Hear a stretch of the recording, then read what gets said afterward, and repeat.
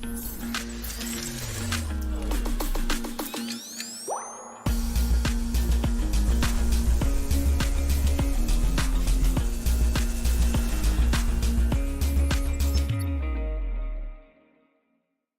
Don, in 3, 2, 1. Headline news most affecting Chilliwack this week. Federal flood funding finally flows forward. Chilliwack's first legal cannabis store gets initial council approval. Is the grass really getting greener? Theft of the bronze Rotary plaque from downtown. I didn't know Rotary plaques were that collectible. And dying for more growth in infrastructure. A proposed $1 million morgue expansion. Thanks for watching. We are committed to providing local news and news that impacts our local audience in Chilliwack and the surrounding areas. Agassiz, Harrison, Cultus Lake, Yarrow, and Hope. In addition to the most important news of the week, we'll be providing you with weather for the week and key sports information, brought to you by Steve Croner with the Chilliwack Giants Football Club. While this year does not appear to be a major flood event, that doesn't mean that the threat goes away. Last week, the federal government announced a contribution of $45 million towards flood protection that will benefit residents and businesses in Squaw First Nation, Shway Village, and Chilliwack. Now, the city will contribute $7 million towards the project, which includes the construction of about 6 kilometers of new dikes, a floodgate structure, and a new drainage pump station. Chilliwack already has 50 kilometers of dikes within its system. The first rezoning of Chilliwack's legal cannabis store has jumped through the first hurdle. Council rezoned a portion of the Sure Stay Hotel by Industrial Way to cannabis retail from commercial. This property and Indigenous Bloom both went online last year. The Bloom store is on First Nations land and has not gone through this process. Council was in agreement that this new store was far enough away from schools and any liquor outlets. The next step is the actual business license. Air filtering so the neighbors won't smell anything, and alarm systems and video surveillance. The Rotary Club of Chilliwack have a bronze plaque at the Victoria and Mill Street entrance to Central Community Park, and that's where the annual Party in the Park and the Farmers Market are held. Earlier this week, that bronze plaque went missing, but some good news, it wasn't a theft. The city had it all along. Rotary Club of Chilliwack posted to Facebook, thanks to some sleuthing by our ever-vigilant partners at the City of Chilliwack Parks Department, we learned the wheel had been removed about 3 months ago due to a possible tripping hazard. Rotary now meeting with park staff later this week and will determine how best to replace the wheel in the park. Now, the morgue in Chilliwack General Hospital is in need of expansion. Fraser Health President Dr. Victoria Lee listed the morgue and 2 elevators built in 1960 as major issues that need to be addressed. The cost for the request is $528,000 to increase the morgue capacity from 8 to 18. The 2 elevators installed in 1960 and upgraded in 1984 will be $750,000 for upgrading. And after a short break, free money for your kids from the BC government, but only if they were born between 2006 and 2012.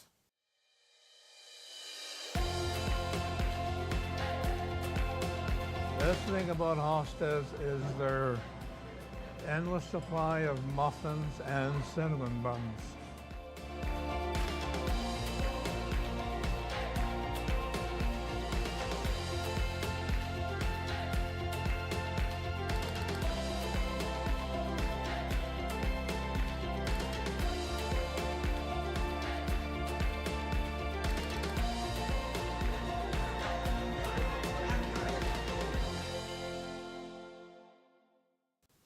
There is free money out there, and BC parents are missing out.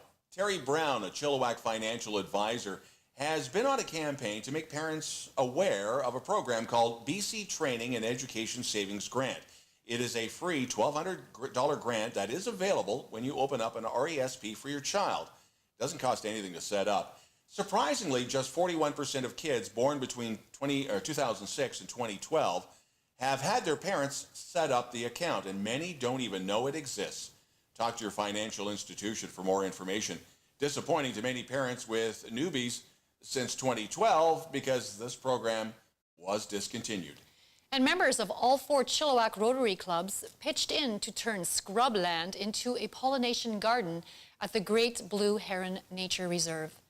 It is amazing what you can accomplish in 2.5 hours. Some 50 people built the beds for the garden. The city supplied a truck full of soil, one of gravel, and a truckload of rocks. All of the scrub grass was removed, all soil turned and amended, gentle slopes built, and gravel paths built between beds. Hofstede's and Fountain Tire hosted a barbecue for the volunteers.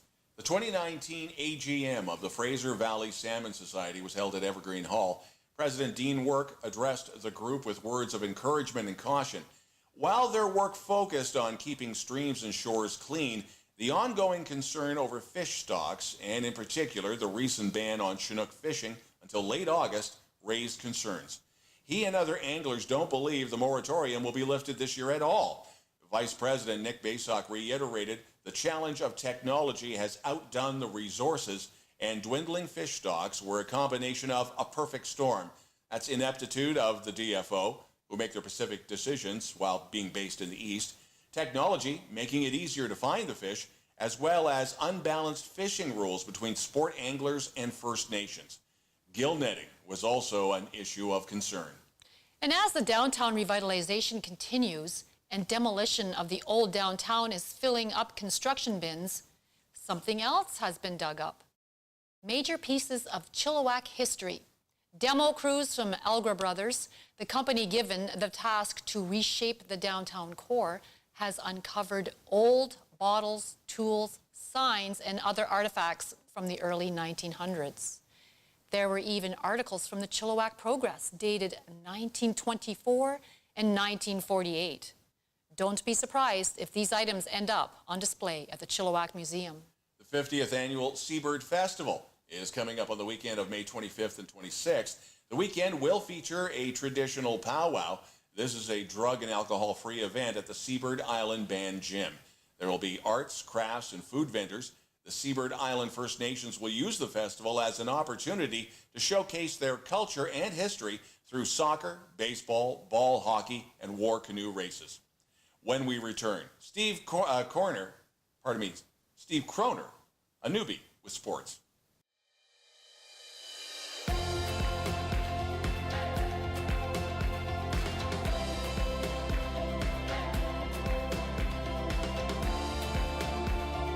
I love to shop here. I shop here because I like the way that that's all been presented, the fresh fruit, the vegetables, the multiple selection, and they've got my favorite German food. I love the atmosphere. I love the people that are around here. So friendly. I love the way that it's all kind of country. It's perfect. Thank you for joining us. My name is Steve Croner, and I'm the Spring Flag Coordinator for the Chilliwack Giants football, and it is my pleasure to be with you today on chillTV. Bottom line, I'm here to enlighten you about being a volunteer. Now, what does that word volunteer actually mean? Well, Google says it's a noun, a person who freely offers to take part in an enterprise or undertake a task. As a verb, it means to freely offer to do something. Now, as a coach in sports, I believe it's a noun and a verb altogether. Basically, a person that takes action for others and puts them first. True volunteers don't do it for the recognition, money, or fame, if any. They do it to make a difference. And if more people woke up in the morning and said, "Who can I help today?" instead of "How can I make a buck?" this world would be a better place. For Wayne Bjork of the Chilliwack Giants football, he has done just that for 27 years and counting. The service, time, and commitment he has given to his community has positively changed the lives of thousands of kids. And I'm not talking about some silver spoon kids. I'm talking about kids who didn't have anyone in their lives they could turn to when they needed someone. I'm talking about kids who didn't have anywhere to go when they were directionless. I'm talking about kids who were about to turn to the dark side because their home life was so painful.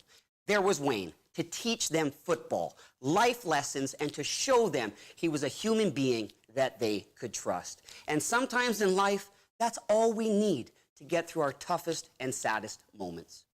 We are proud to say the BC Lions held their annual Orange Helmets Award for 2019 on April 25th at the Bayshore Hotel in Vancouver and presented Wayne with the Pioneer Award, which we believe is the highest honor of volunteerism in our local football community. Here's a clip from that night, which I took on my iPhone. Of the now Chilliwack football program back in 1990. Oh yeah, been feeling it in the whack.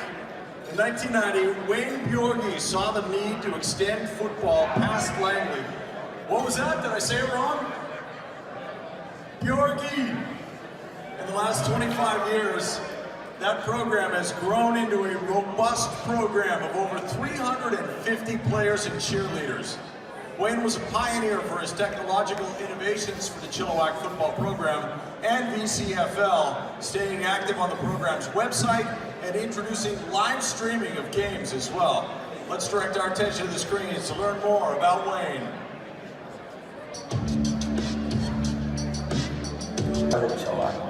It's grown from like 50 plus players when we first started to almost 400 players now. And that's kind of what football is about for me, is the community aspect. No one person can make a football team.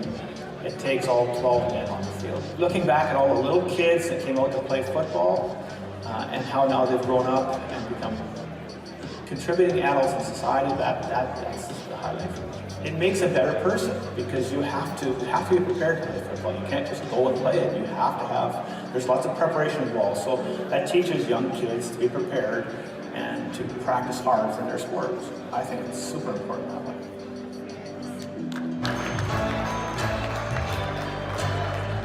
You can tell everybody.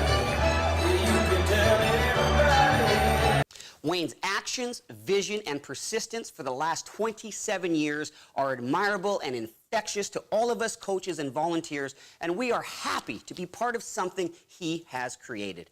If you would like to help others, make a difference in people's lives and your community, then I'm confident Wayne will show you how you can help. It doesn't even have to be in football. Just get involved with something you care about. Get volunteering and you will be amazed at the positive change you can make.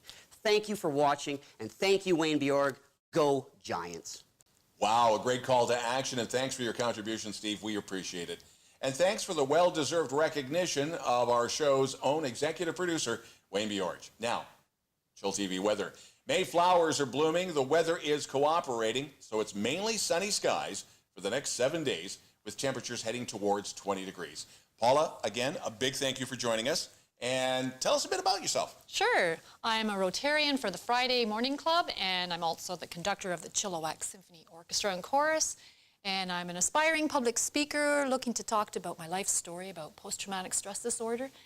And this weekend, if you're interested, you could come and listen to the Chilliwack Symphony Orchestra right here in our very own community and our very own wonderful facility, the Chilliwack Cultural Center. And the tickets are starting at $15, and it's on Sunday, May the 5th, and we would love to have all of you join us. We'll see you there. Thanks for watching chillTV's News of the Week. And thanks especially to our two guests this week, Paula DeWitt and Steve Croner.